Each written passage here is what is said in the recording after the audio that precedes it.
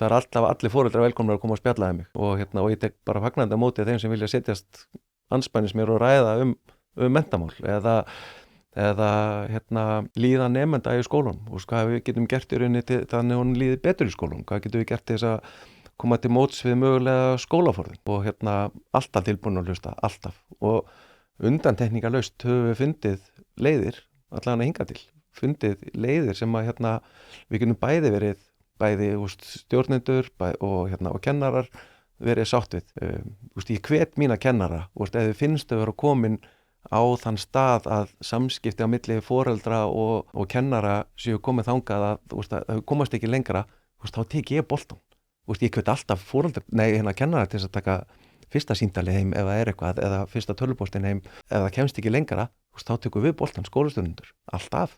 þannig styðjum við bakið á okkar kennurum og ég vona svo innilega að kennarar eða starfsfólk skólans